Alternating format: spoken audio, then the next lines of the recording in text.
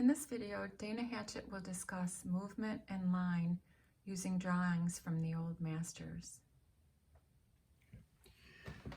In this video, we're going to talk about the examples of a few old masters who were very, very adept at not only painting, but at working with line.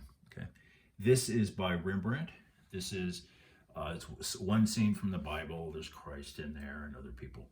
Now, Rembrandt drew so much. He drew, apocryphally, the story is that he had a pad with him all the time, and he was drawing. And I've even read somewhere that he would become tongue-tied and he would have to draw something to show people what he was thinking. But this is an example of a gestural drawing. So he's moving over the whole thing.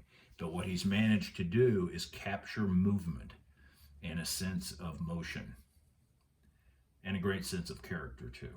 Okay. All right, here's another drawing by Rembrandt. In this case, it's done with probably chalk. It could be pencils, chalk. And he's showing elephants. And you can actually sort of feel the elephant moving towards you. He was just a master at what he was doing.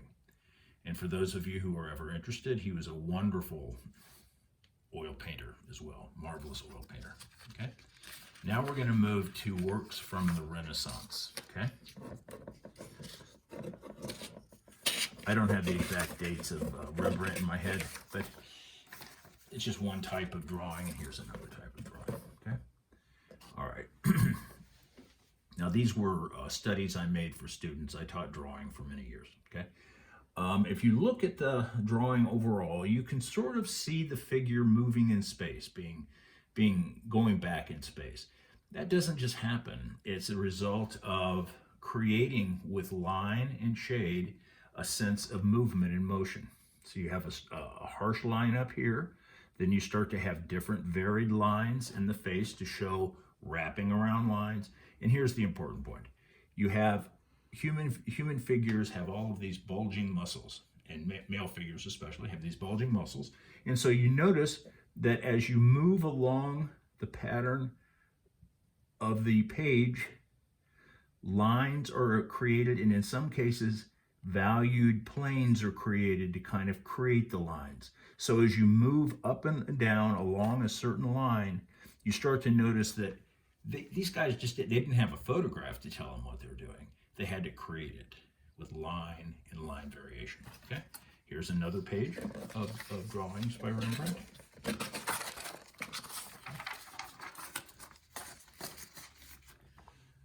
He was also a person who did a lot of drawing.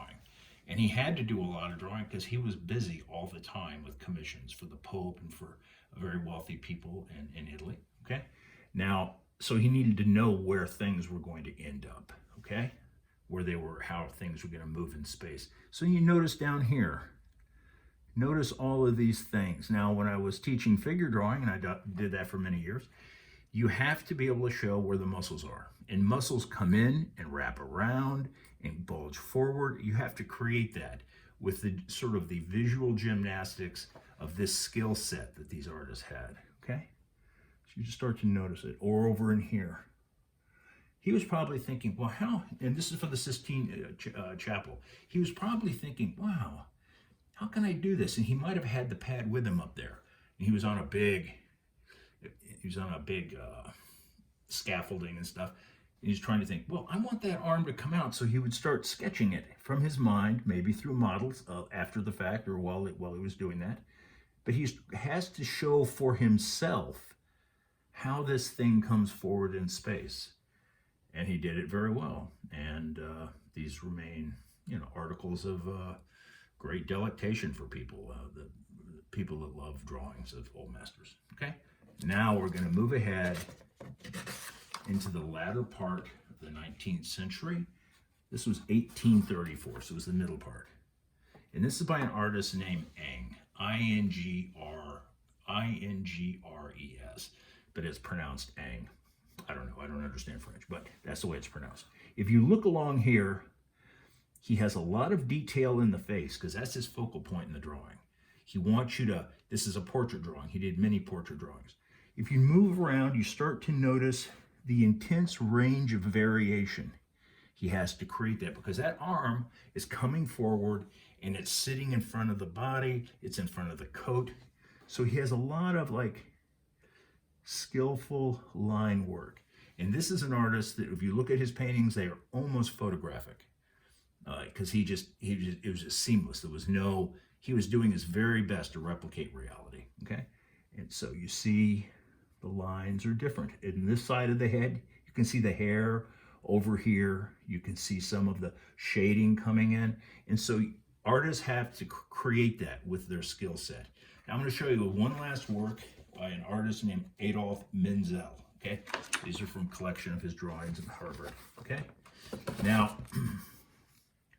you see here how the line changes as it goes down the body of the figure. You can see up at the forehead. And what does a forehead do? A forehead is sort of a rounded form. It's an angled form and it kind of wraps back. When you get to the hair, what stands out? The hairs stand out. So those are lines that come forward. And you're seeing where he's accenting the facial features of the figure he's trying to draw.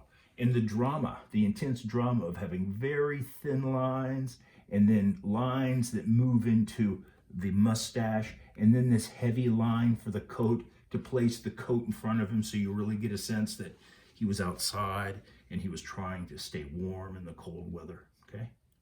So these are some of the skills that I'm going to try to build on later, utilizing how 20th century artists, abstract artists, utilized line and line variation in sometimes very different ways, that they were basically bending line to create a sense of movement or activity on the page.